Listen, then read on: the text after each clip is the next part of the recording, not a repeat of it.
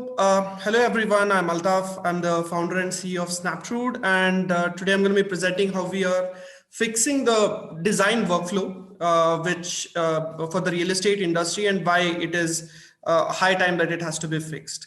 So if you look at the current design system, it's dominated by age-old, inefficient tools that provide little to no information to make designs better.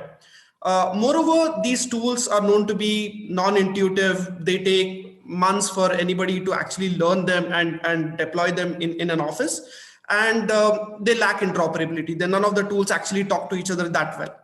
And if you look at an architectural design process, it's highly iterative in nature. Design firms go through hundreds, maybe thousands of iterations, depending on the scale of the project, over weeks to like months to even years.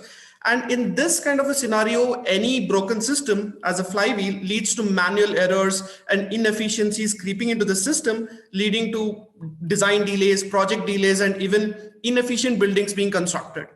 Actually, the study shows that 80% of the inefficiencies in the construction, or about 40% of the operational inefficiencies in a project, could be fixed at the design stage itself.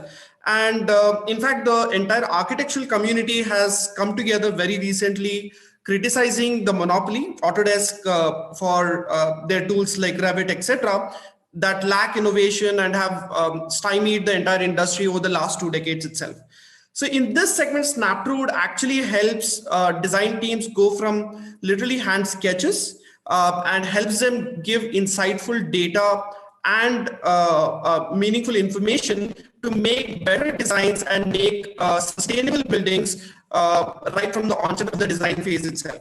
So Snaptrude is a web-based tool that helps go from hand sketches drawn either on an iPad or any handheld device, or on a piece of paper, and a picture can be taken out of it, and a detailed 3D model is optimally generated out of it with generative design capabilities.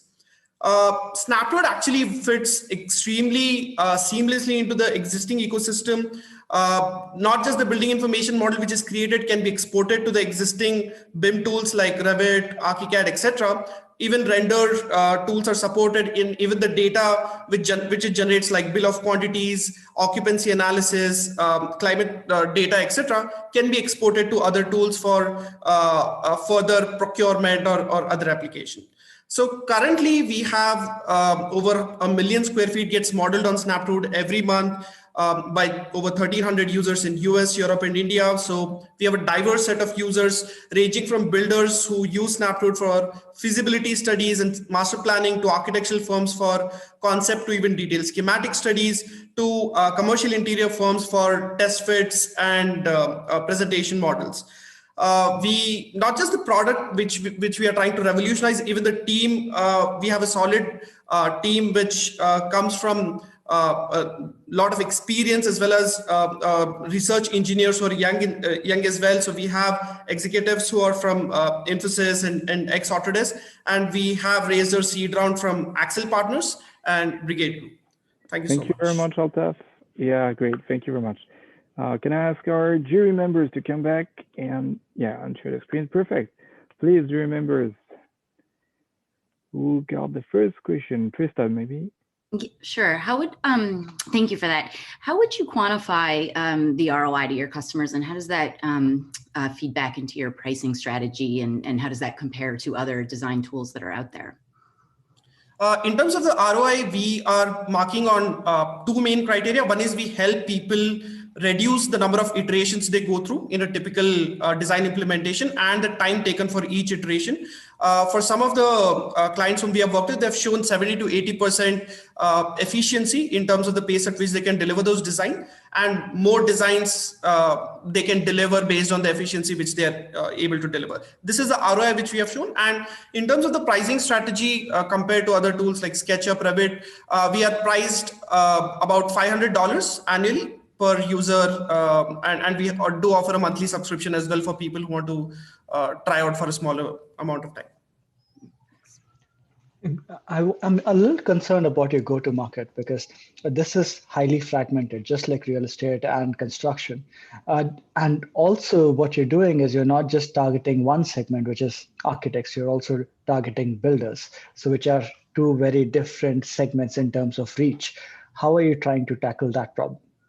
So even in builders, we don't actually target, but it's actually the architect who works in a builder office. So typically the large builders have in-house firms in India as well as in some other regions as well. So we of course target the architects itself, but just that they work for a builder office and they do have an in-house team.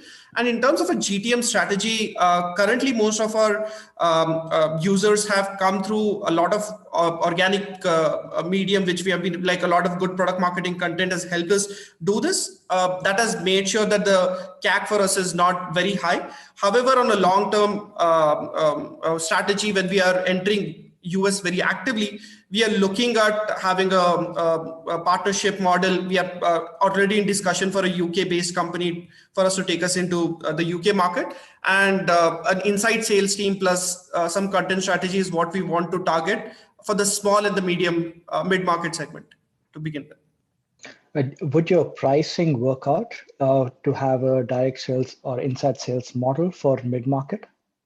Yes, for a mid-market with anywhere between 40 to 100 subscriptions, which would be there for a mid-market, it would work out. And for enterprise, definitely you would need some kind of partnership or engagement to convince them.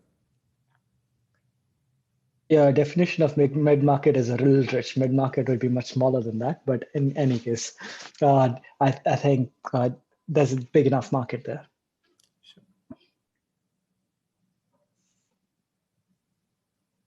Jury members, we'll have time for a really last short question. Is there any other question?